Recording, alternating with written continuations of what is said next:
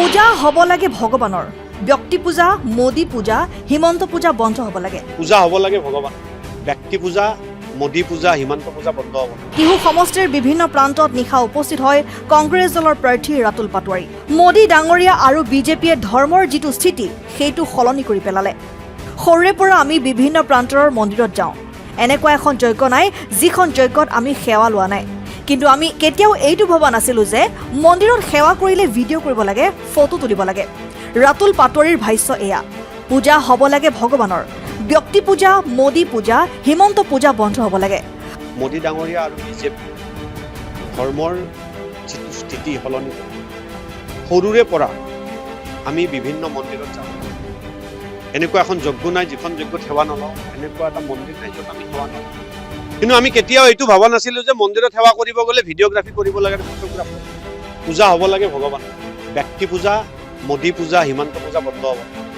পূজা ভগৱানৰ হ'ব আৰু ভগৱানৰ পূজাও এতিয়া সলনি হ'ব কংগ্ৰেছৰ দিনতো আঁচনি দিয়া হৈছিল কিন্তু আঁচনি দি সদায় মহিলাসকলক হাৰাশাস্তি কৰা হোৱা নাছিল সাধাৰণ মানুহে বাস্তৱক উপলব্ধি কৰিব পৰা নাই আজমলৰ ভয় দেখুৱাই মিয়া কৰি বিজেপিয়ে চৰকাৰ কৰিলে এতিয়া সেই বিজেপিয়ে আজমলৰ সহায় লৈ ৰাজ্যসভাৰ নিৰ্বাচনত সদস্য নিৰ্বাচিত কৰালে নিশা টিহু সমষ্টিৰ বিভিন্ন প্ৰান্তত প্ৰচাৰ অভিযান চলাই টিহু বিধানসভা সমষ্টিৰ কংগ্ৰেছ দলৰ প্ৰাৰ্থী ৰাতুল পাটোৱাৰীয়ে বিজেপি চৰকাৰৰ বিৰুদ্ধে সৰব হৈ পৰে আই মাতৃসকলক বেয়া লাগে যোৱাকালি 12টা বজাত লৈ নি কিনে ৰ'দত থিয় কৰাই থৈছে 6:30 বজাত মাননীয় মুখ্যমন্ত্ৰী ডাঙৰীয়া আহি পাইছে সেই ভৰিৰ বিষ কমাই নাই মাথাৰ বিষ কমাই নাই আজি পুৱাই কৈছি 9,000টো লাগে যদি সব যাব লাগিব পইচা দিব একাউণ্টছত মহিলাবিলাকক নি কিনে এটা জায়গাত গাদাৰিং কৰাটো কি বুজো আমাৰ লগত আঁচনি নাই প্ৰমাণ চাই কংগ্ৰেছৰ দিনতো আঁচনি দিয়া হৈছিল কিন্তু আঁচনি দি কিনে সদায় হাৰাশাস্তি কৰা নাছিল গতিকে মই ভাবো আজি 9,000 টকা পোৱাসকলে ৰেষ্ট ল'ব লাগে সমষ্টিৰ গোটেই শনি ৰ'দৰ পৰা একদম সন্ধেলিলৈকে গতিকে প্ৰকৃতি ভাল পোৱা মানুহে এনেকে কলগছটো অন্যায় কৰা নিবিচাৰে এনেকুৱা কৰিছিল কলগছবিলাক প্ৰতি চাকি জ্বলাইছিল কিন্তু মুখ্যমন্ত্ৰী ডাঙৰীয়া আহি পোৱালৈকে মই দেখিলো চাকিবিলাক নুমাই থাকিল এই যে কলগছবিলাক এনে কাটি দিলে এনে আজিৰ দিনত কলগছ বহুত কম মই কাকো সমালোচনা নকৰো পূজা হ'ব লাগে ভগৱানৰ ব্যক্তি পূজা মোদী পূজা হিমন্ত পূজা বন্ধ হ'ব লাগে পূজা ভগৱানৰ হ'ব লাগে আৰু ভগৱানৰ পূজাও এতিয়া সলনি হ'ল মই এজন হিন্দু মই আজি এখন মুছলিম বসতি প্ৰধান গাঁৱত আছো মই ইয়াত গৌৰৱেৰে কৈছো মইতো ভয় খোৱা নাই ভোটৰ কাৰণে মই হিন্দু মই শিৱ ভক্ত এইটোৱে কৈছো এইটো কংগ্ৰেছৰ কালচাৰ মই এখন মুছলিম গাঁৱত থিয় হৈ ক'ব পাৰিছো মই এজন হিন্দু মই শিৱ ভক্ত বিজেপি এনেকে ক'ব নোৱাৰে গাঁও ভেদে কথাবিলাক বেলেগকে কয় কিন্তু মই শিৱ ভক্ত হিন্দু হলে এই গাঁওখন মোৰ কাৰণে বেয়া হ'ব নোৱাৰে নহয়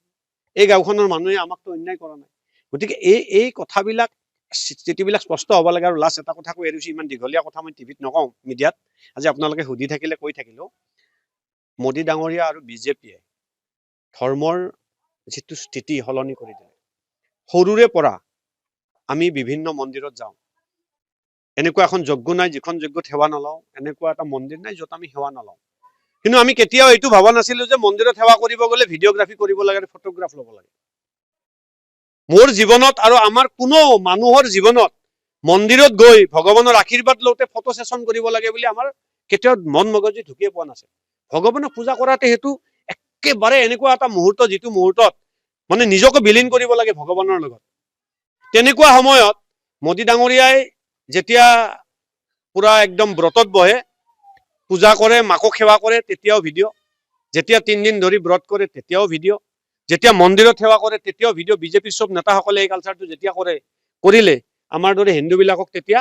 আমি হিন্দু নহয় বুলি এষ্টাব্লিছ কৰিলে এতিয়া কিন্তু আমাৰো সমস্যা হৈ গ'ল আমি এতিয়া কিবা পূজা কিবা ধৰ্মীয় অনুষ্ঠান মন্দিৰত গ'লে আমি আগতে পিছফালে চাওঁ আমাৰ কেমেৰাটো আছে নে নাই news desk report N24 Assam